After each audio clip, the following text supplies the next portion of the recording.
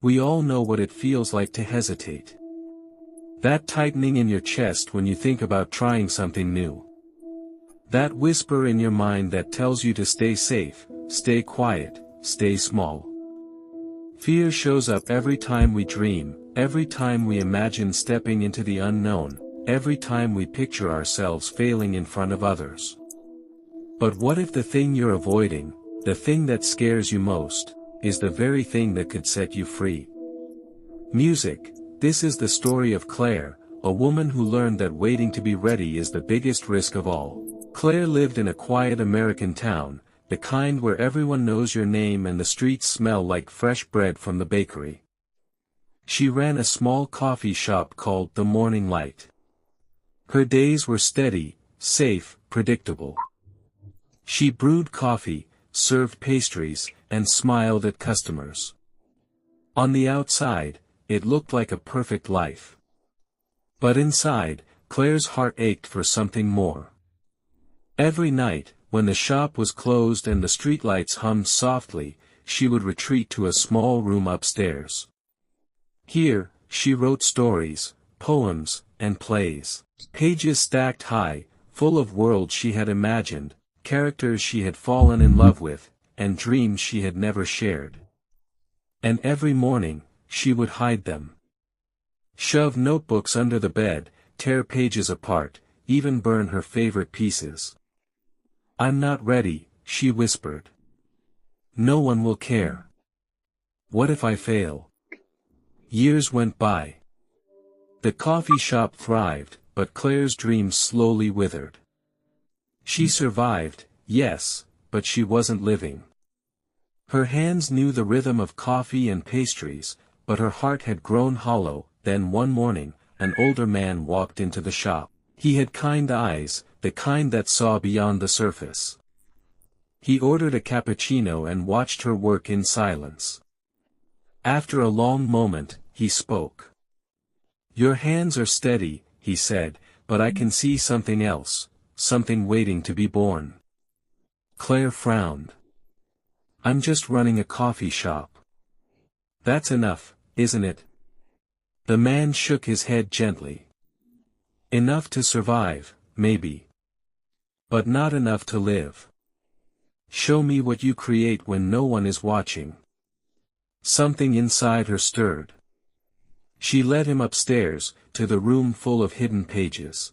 She showed him a story about a girl chasing the wind, a poem about a town that forgot to dream, a play about strangers discovering courage. His eyes moved slowly over every word. "These aren't safe," he said. "They're alive. They're yours. Why do you hide them?" I'm afraid," Claire whispered.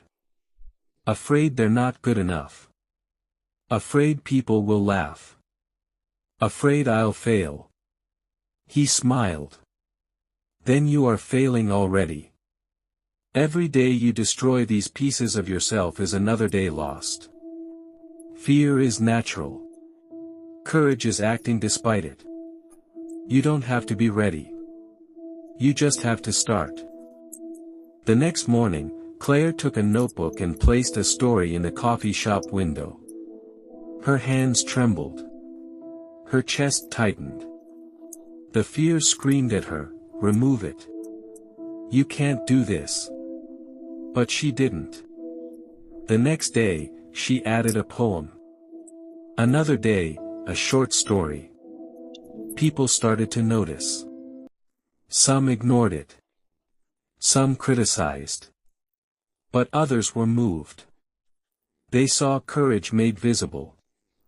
They saw someone stepping into her own life.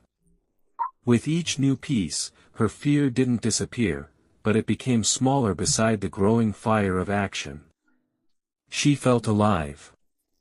Truly alive for the first time in years. 5 years later, the Morning Light wasn't just a coffee shop, it was a place of inspiration.